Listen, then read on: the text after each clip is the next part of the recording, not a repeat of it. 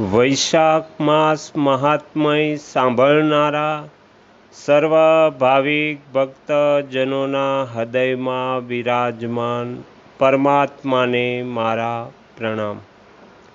વૈશાખ માસ મહાત્મયના અત્યાર સુધીમાં આપણે 7 ભાગ સાંભળ્યા છે। આજે આપણે 8મો ભાગ સાંભળીશું। હરિ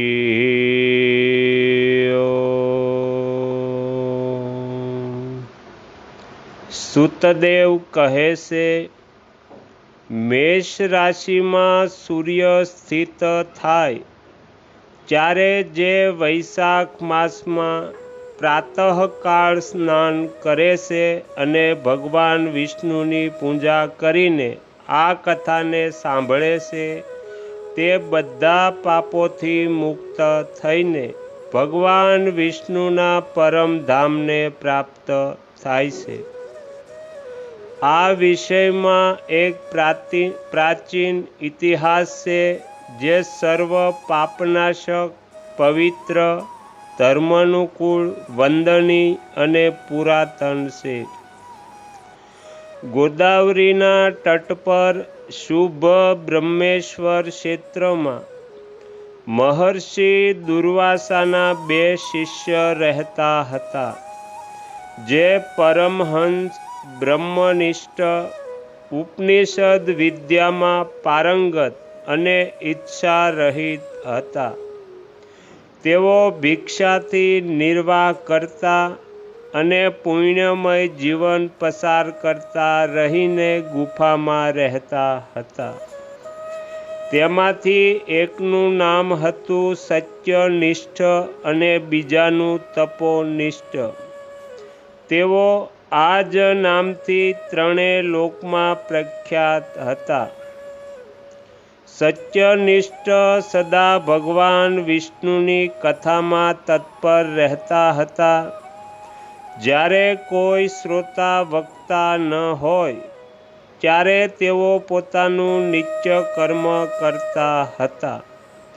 જો કોઈ શ્રોતા આવી જાય તો તેને નિરંતર તેઓ ભગવત કથા સંભળાવતા અને જો કોઈ કથાવાચક ભગવાન વિષ્ણુની કલ્યાણમયી પવિત્ર કથા કહેતો હોય તો તેઓ પોતાના બધા કર્મો સમેટીને શ્રવણમાં તત્પર થઈ અને તે કથા સાંભળતા હતા અને શ્રોતાઓને પોતે પણ સંભળાવતા હતા। કથા સમાપ્ત થાય ત્યારે સત્યનિષ્ઠ પોતાનું શેષ કાર્ય પૂરું કરતા હતા। કથા સાંભળનારને જન્મ મૃત્યુમય સંસાર બંધનની પ્રાપ્તિ થતી નથી। તેના અંતઃકરણની શુદ્ધિ થાય છે। ભગવાન વિષ્ણુ પ્રત્યે જે પ્રેમની ઉણપ છે તે પૂરી થઈ જાય છે અને તેમના પ્રત્યે ગાઢ અનુરાગ થાય છે। સાથે સાથે સાધુ પુરુષો પ્રત્યે સૌહાર્દ વધે છે। રજોગુણ રહિત ગુણાતીત પરમાત્મા શીઘ્ર હૃદયમાં સ્થિત થઈ જાય છે। શ્રવણ દ્વારા જ્ઞાન પ્રાપ્ત કરીને મનુષ્ય ભગવત ચિંતનમાં સમર્થ થાય છે।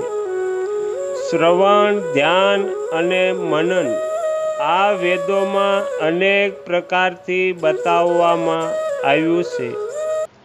જ્યાં ભગવાન વિષ્ણુની કથા થતી ન હોય અને જ્યાં સાધુ પુરુષ રહેતા ન હોય તે સ્થાન છોડી દેવું જોઈએ।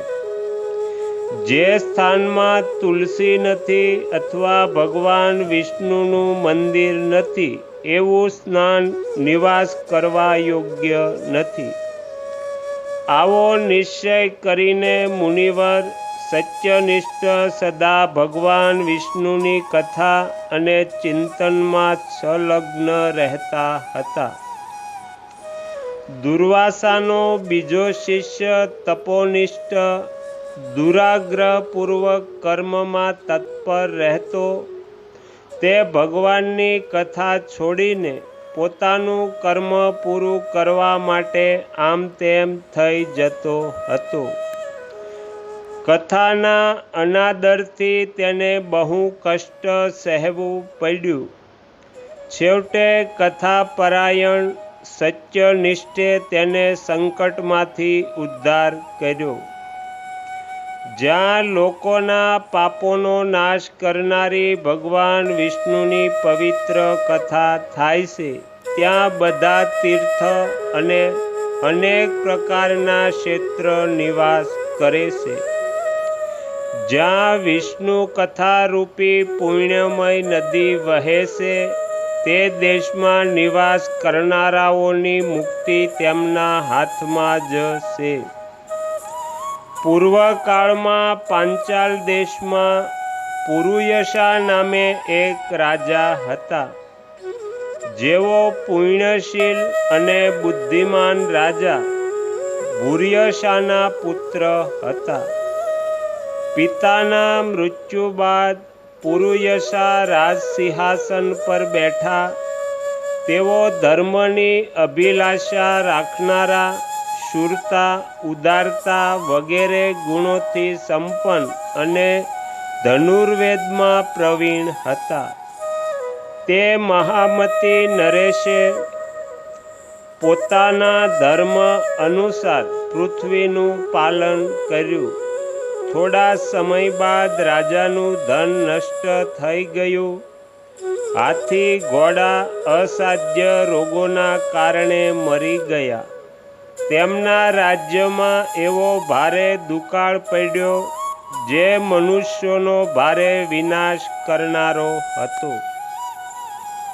પાંચાલ નરેશ રાજા પુરુષયાને નિર્મળ સમજીને તેમના શત્રુઓએ આક્રમણ કર્યું અને યુદ્ધમાં તેમને જીતી લીધા.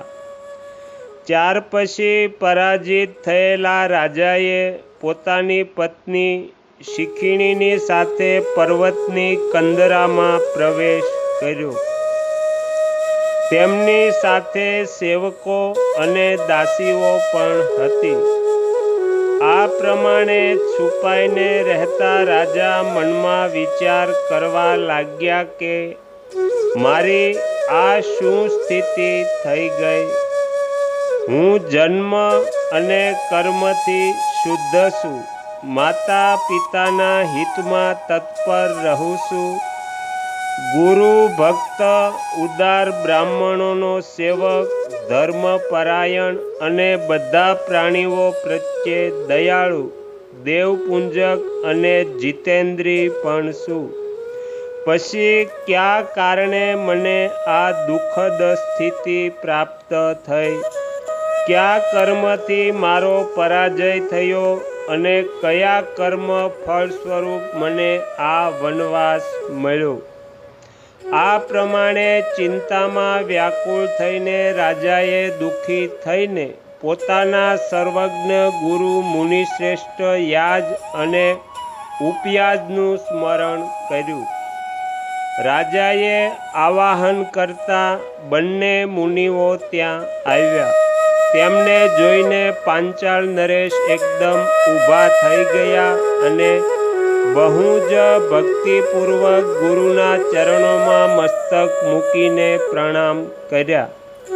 પછી વનમાં ઉપલબ્ધ શુભ સામગ્રીઓ દ્વારા તેમણે તે બંનેનું પૂજન કર્યું અને વિનીત ભાવે પૂછ્યું, હે વિપ્રવરો, હું ગુરુચરણોમાં ભક્તિ રાખનાર છું. મને કયા કર્મથી આ દરિદ્રતા, ધનહાનિ અને શત્રુઓથી પરાજય થયો? કયા કારણે મારો વનવાસ થયો અને કયા કારણે એકલા રહેવું પડ્યું? મારે ન કોઈ પુત્ર છે, ન ભાઈ છે અને ન હિતકારી મિત્ર પણ છે.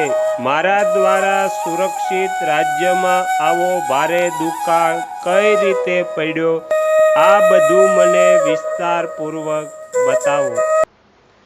તો અહીંયા વૈશાખ માસ મહાત્મ્યનો 8મો ભાગ સમાપ્ત થાય છે. હવે પછીના વિડીયોમાં આપણે 9મો ભાગ સાંભળીશું. તમે તમારો કિંમતી સમય આપી એકાગ્ર ચિત્તે પ્રસન્નતાપૂર્વક વૈશાખ માસ મહાત્મય સાંભળ્યું એ બદલ હું આપ સૌનો ખૂબ ખૂબ આભાર વ્યક્ત કરું છું અને આશા પણ રાખું છું કે તમને સાંભળવું ગમ્યું હશે. જો ગમ્યું હોય તો બીજા 5 લોકોને પણ સંભળાવજો. શ્રી સદગુરુ દેવની જય. આગળના વિડીયો જોવા માટે આ ચેનલને સબસ્ક્રાઈબ કરો અને જો આ વિડીયો પસંદ આવ્યો હોય તો લાઈક કરો.